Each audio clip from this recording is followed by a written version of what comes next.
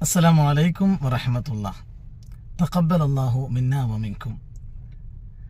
പെരുന്നാൾ ദിവസത്തിൽ ആശംസ അർപ്പിക്കാൻ ഏറ്റവും ശ്രേഷ്ഠമായ വാചകമാണ് ഞാനിപ്പോൾ പറഞ്ഞത്. അള്ളാഹുവിന്റെ പ്രവാചകൻ സല്ലല്ലാഹു അലൈഹി വസല്ലമ തങ്ങൾ പറഞ്ഞതായി പല ഗ്രന്ഥങ്ങളിലും രേഖപ്പെടുത്തപ്പെട്ട ഒരു വാചകമാണിത്.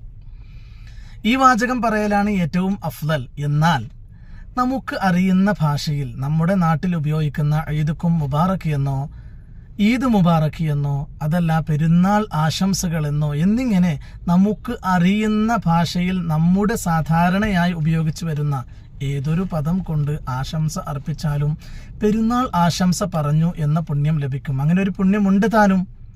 ഈ ആനത്തു താലിബീനിലും അതുപോലെ തന്നെ ഷർവാനിയൊക്കെ പറഞ്ഞത് സാധാരണയായി ഓരോ നാടുകളിൽ ഏത് പദങ്ങളാണോ ഉപയോഗിക്കുന്നത് ആ പദങ്ങൾ ഉപയോഗിച്ചുകൊണ്ട് ആശംസകൾ അർപ്പിക്കാം. തഖബ്ബലല്ലാഹു മിന്നാ വമിൻകും. ഈദുക്കും മുബാറക്. അസ്സലാമു അലൈക്കും.